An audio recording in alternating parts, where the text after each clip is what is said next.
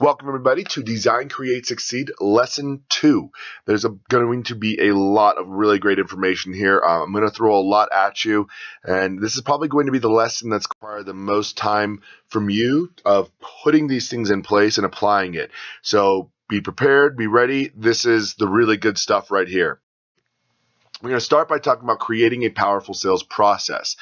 You have to have a process, something that you can lean back on and do those consistent actions every single time. If you don't have a process, you're screwed to begin with. And we're going to talk a lot about techniques in a little bit and some of the later lessons, but it all starts with the sales process. First key is make sure that when you're talking to your customers, what you're selling is the benefit, the difference it's going to make for them, not the features. Nobody cares about the features. They want to know how it's going to benefit them and what it means for them.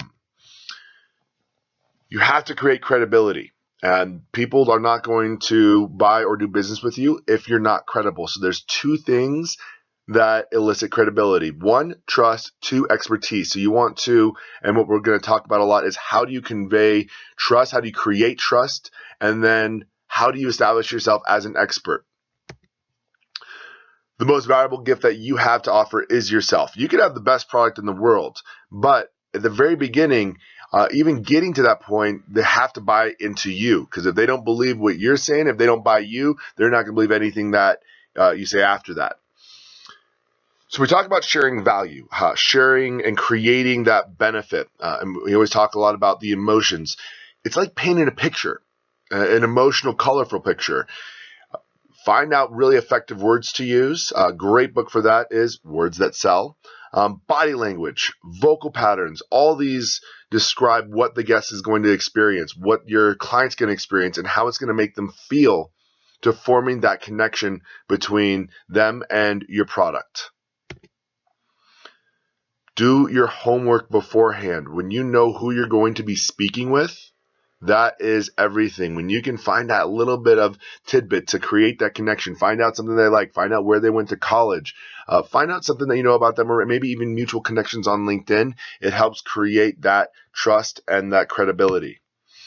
This is what has you prepared to win. The work you do ahead of time, practicing your pitch, doing all that ahead of time so that when you're going in, you don't have to think about what you need to say. You're just focused on creating that connection, and everything else is going to happen. Things that you want to always be asking is, who are you dealing with? What role do they have with the company? And always look at where can you find out more about them. The more you can find out about them beforehand and through the info gathering of the process, the more ammo you're going to have to present to them your solution to their concern, their pain point, their issue. So how do you create a sales process? Well, selling is 60% listening and 40% talking. And when you're talking, it's about figuring out how you're going to solve that customer's problem, and that's what you talk about. It's not about talking about what you do or how it's going to happen. It's how you're going to solve their concerns. A sales message consists of 2 sentences. If you cannot get your message into these 2 sentences, you're blabbering. Number 1, why your customer should hire you, and why you do what you do better than everybody else. Everything else is filler. Keep in mind, customers care about their business. They don't care about you. At the end, they might care, but throughout the entire process, they don't. So always speak from the customer's perspective, and when you're answering questions, it's from, here's what this means for you. Your reputation always precedes you. Remember that Google's a click away. Make sure that you're being you all the time with everybody. One bad relationship and one bad interaction can have lasting ramifications. So every interaction, everything you do, you want to make sure that you're presenting who you want the world to see. And selling is about relationship building. So make sure the customer has trust, respect, and that they like you. So how do you not create a sales process? Well, chances are if you've got a sales process, most likely it looks something like this. Step 1, engage the customer. Step 2, investigate their needs. Step 3, propose a solution. Step 4, demonstrate the product. Step 5, propose a purchase. Step 6, negotiate terms. Step 7, answer objections. Step 8, close a deal. So this model does have value. It definitely breaks things down into stages, and it provides a very rudimentary structure for what should be happening at each stage and how long each one can take. Unfortunately, there is some serious limitations here. And this is not the best indicator of where the opportunity exists in the customer's buying process. So this raises the very real possibility that you and your sales team are pursuing an activity that's completely disconnected from what actually needs to happen in order for the prospect to move to the next stage of the decision-making process. So then the question is, how do you create a sales process? A very simple sales process, and this is a sample one of a company. You can modify this for yourselves. Number 1, you get the lead. Now, this could come from a lot of different places. So with this particular company I'm using for an example, so these leads are obtained by salespeople. And when a lead looks promising, it's put into the CRM system. Remember, we talked about got to have the CRM system to track all these. Number 2 is where you qualify. This is the stage where the lead is qualified. Questions that are answered are, does this prospect's company or the prospect themselves have the financial wherewithal to purchase? Will they be a good fit for your product or your service? Step 3 is activity. And it's this step that the company pulls all the specifics that they need to make an offer. A lot of this could be gathering info, which hopefully you did at the previous one, following up, doing the research that includes the cost, the price in the system, to make sure that you're competitive but also profitable. Number 4, so this is where the formal quote for the company's product or service is provided to the prospect. Number 5 is negotiation. And in the industry, quotes are rarely accepted at face value. So there's negotiation for the final deal. Obviously, this can vary a lot depending on what you do and what you're offering. Confirmation. So the company and the prospect agree on a price, and the price and the deal is agreed upon. In other words, the deal is closed. Number 7, the order is received by the company. Number 8, the invoice. The client is invoiced for the full or partial payment agreement. And what this company would do really well to do would be add 2 more sales steps to their process. And most likely, and in most cases, these are not in place as a sales process, something that's done every single time. Number 9, delivery. So this includes all the installation, the equipment, the onboarding services. So once you do something, the onboarding services is key. How do you make sure that you've provided the service that it's being utilized to its fullest extent? Number 10, tech support. This is also could be client servicing or client support. This is everything that happens from the implementation all the way through, the issues that can come up, issues that can arise. Now, the last part is, this is kind of a little extra I threw in here, is post-sales relationship activities. So this is where you get feedback.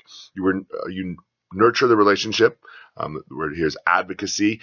The word I really love using here is the relationship is grounded. There's trust. This is where if you do it right, you get referrals. If you take care of people ongoingly, you get so many referrals here. So these are some socially driven steps that can be handled by the sales, marketing, or a combination of the two. And this should include scheduled communications, drip campaigns, to get their consistent feedback. Ask for the reviews, get it on Google, get it on Yelp, whatever it happens to be, get the testimonial, and then you can utilize their testimonial on offering assistance ongoingly. Provide value. If people see value, they don't mind paying. So, quick recap of the basic sales process. You get the lead from which source that you get, but you qualify the lead. This is where you make sure that this is the right person, and this is where you gather all the information that you need. To 3, formalize your proposal. To 4, make an offer. And 5, negotiation. 6, you get confirmation of that, and you get everything set up for the order. You invoice the client, or they pay for it.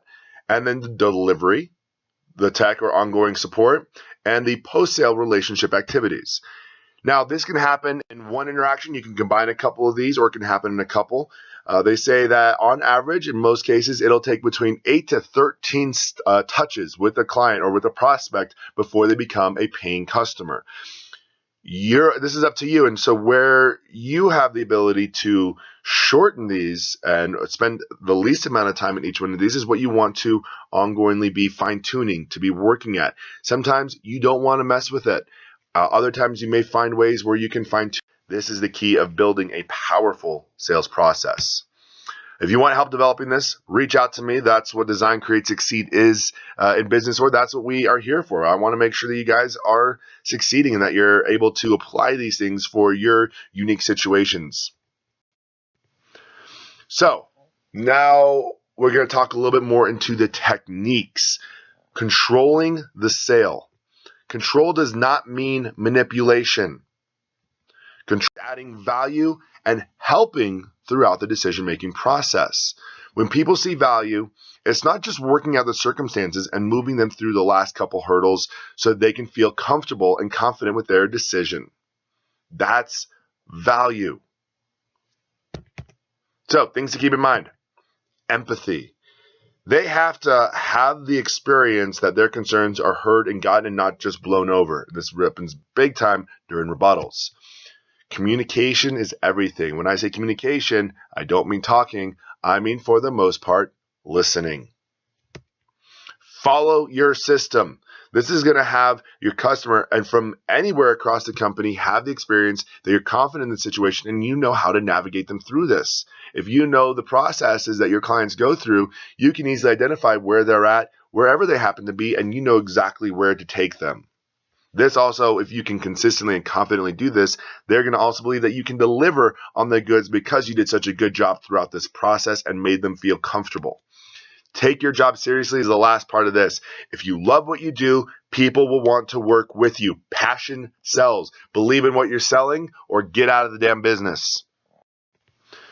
So now last, we're going to talk about assuming the sale. Assumption close. This is one of the most powerful closes that happen. Jeffrey Gritmer has a great quote here, and he is the king of the assumption close. People don't like to be sold, but they love to buy. That's what we make money for. We buy things. We buy food. We buy clothes. We buy houses. We buy the really fancy towels sometimes. There are two major prerequisites that have to be done in order for the assumption close to even be possible. Number one, your personal preparedness. In your company, people assume that everything revolves around your product or service, but that's not true. You have to find the balance between the product preparedness and the mental preparedness. You have to display self-confidence, and you have to have total product knowledge. You have to know your product in and out. This is that expertise problem part that we talked about. The positive mental attitude is crucial. If you don't have it, people don't want to really trust you. You have to exude so much enthusiasm and belief in what you're doing that is contagious. And lastly, you have to have a desire to help that exceeds and is more important than your desire to earn money. Money that you make is proportional to the fulfillment that you provide. And lastly is your sales preparedness. This means that that the needs of your prospect have to be determined beforehand, and that the buy motives that your prospect has is known to you. You find this out in the qualifying part, in the info gathering. This is where the questions come in. You're established as a person of value in the prospect's mind at this point. They have confidence in you. You've removed the objections, the barriers, the perceived risks that they may have. You've built the rapport, and your job is to know everything that you can about their business, whether it be personal or if it's a business, a B2B product. You have to know their market, their needs, customers, people, whatever it happens to be. Knowing their motives, how it profits, and how it produces is key and paramount if you're in B2B. If you're an individual, modify that, of course. Now you're ready to close the sale. Better said, you're ready to create the logical and emotional progression of the selling process to that happy ending. The actual close of the sale is a delicate balance between your words and actions and the prospect's thoughts and perceptions. And a sale is always made. Either you sell them on a yes or they sell you on a no. And when you're assuming the sale all the way through, from the very first interaction all the way through, here's the best part is when it comes time to close the deal, they're not shocked and you're not hesitant about it. In order to achieve an extremely closing ratio in sales, you have to assume that the outcome of your presentations will be as you desire. If you don't believe it from the beginning and all the way through, then it's not going to happen. You have to believe and remain committed to that goal that you set, and it better be about taking care of that customer. Your state of mind is a really funny thing, and it has the funny thing about having positive expectations wherever you enter a sales opportunity is things seem to work out more favorably. Maybe there are some cosmic or divine forces at work, or maybe just being positive puts you in a more resourceful mindset. But the more positive you are, the fewer fears or reservations you have. And if there's one sure thing that kills a sale, it's doubt. So use temperature checks on your customers throughout to make sure that they're following along with your assumptions. And that's when we get into your customer state of mind. In general, people love to buy things, but they do not like to be sold things.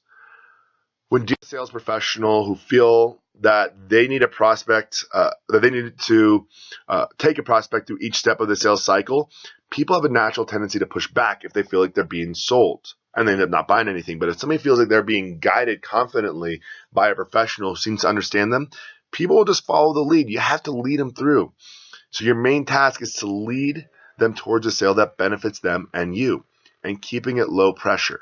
How do you do this? The wonderful thing about the assumption close technique is that it's very low pressure. Instead of trying to convince them to do something, you assume that they want to, and they're agreeing to move forward with it. And then all the questions you ask, the actions you take, the statements you make are all around there. And again, this only works if you've done your job thoroughly in each sales step, and that you have this gives you the right to assume the sale. Doesn't mean you're going to. It gives you the right to assume it. If you do a poor job with prospecting, qualifying, or delivering value in any of the steps of the sales cycle, your assumptive close turns into a pompous push. And lastly, here's the key, is you have to track everything. And without a CRM, this is impossible. So you should have your CRM system, and you should be able to track the process, because you're going to start to notice a few things.